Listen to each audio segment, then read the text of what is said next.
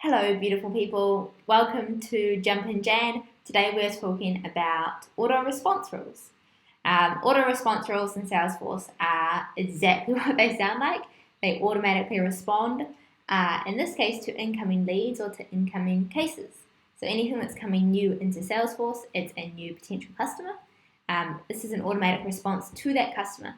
Now, the important thing to clarify right from the beginning is that this is not an automatic response to the lead owner. Different things, okay? If you're doing that, I would really recommend that you do that in a lead assignment rule, not in a lead auto response rule. An auto response rule is going back to the person who submitted the lead, not the lead owner. Okay? So what do I mean by that? Let's just clarify this because otherwise it can be a disaster. Where this is a queue that I created in one of the last videos. If you're interested in queues, go check it out. But I'm just looking for an example lead here so that I can show you what I mean by an auto response rule. Brenda, come on, Brenda. Let's have a look. So in Brenda's one here, Brenda is the lead, and this is Brenda's email. If I go into details, I can see that the lead owner is myself, Amber Joseph. If I was doing an auto response rule, who's going to get the response? Brenda. All right, not Amber. Brenda will get the response. So this is the kind of email that usually you get, and it says, "Thank you for your email. We are working to get to your case as soon as we can. We thank you for your patience." Or whatever it is that you want to say, this is how you can set it up. We're jumping into setup in Salesforce. And we're looking for, you guessed it, auto response rules.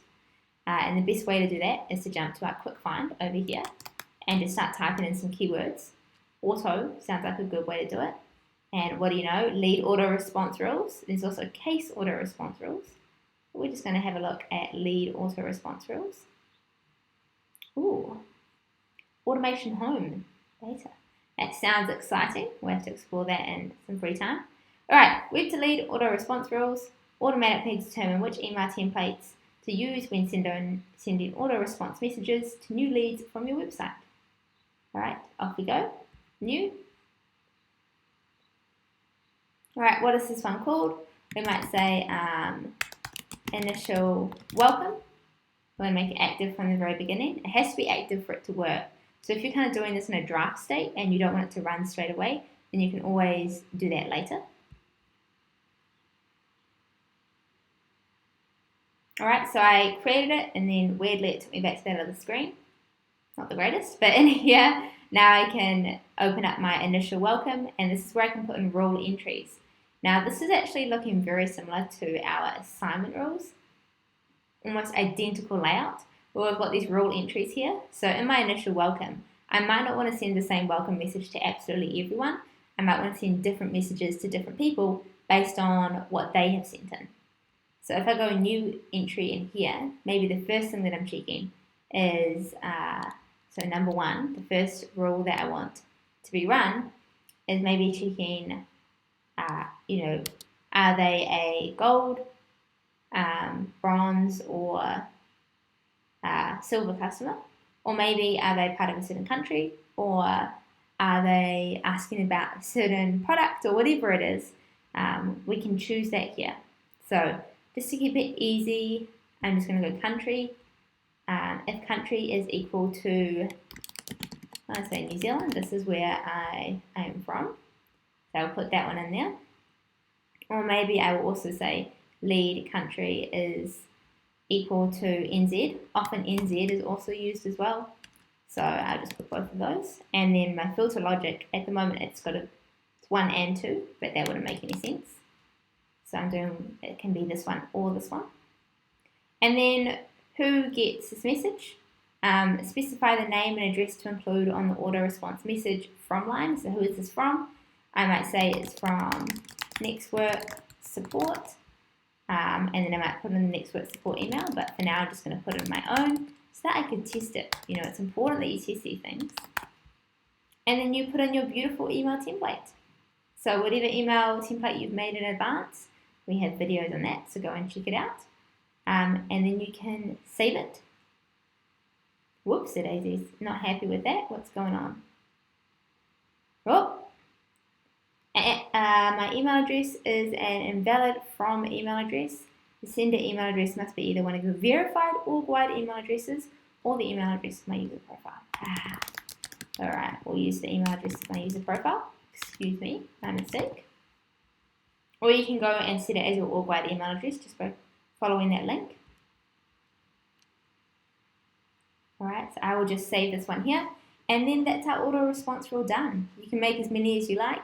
Please absolutely test this. So pretend to be a lead. So when you're testing this, what I would do, it helps to have multiple email addresses when you're testing these sorts of things, is create a new lead and then put in a different email address from the one that you used in here. Alright, so use a different one in here. So I might say test response. Next word is the company, and then the email in here that I would put in to send it to is a different one from the one that I used in my auto response rule as to who it's sending from. Alright, and then I would just save that. Oh, bother, I didn't do the country. I would set the country to be New Zealand, so that would actually trigger my auto response rule. And then I would check my email and make sure that I got that. Another really good option here is to create a kind of catch-all rule entry at the bottom. So I might put this one last. It should always be last. And this is just kind of the final one. If nothing else meets that criteria, if the lead coming in doesn't fit any of the other criteria that I have, maybe you always want that person to be sent an email. So this is what you would put as kind of the last scenario. Nothing else worked. So we're going to send them this email instead. It's always good to have that. Otherwise, you might find that there are people who don't meet any of these criteria. And so if you don't have this bottom catch-all one, then they're not going to get anything, which would be a damn shame. So make sure that you save it, you test it, you check your emails, and have some fun with it. Have some fun. And we'll see you in the next video. Thank you so much for coming along.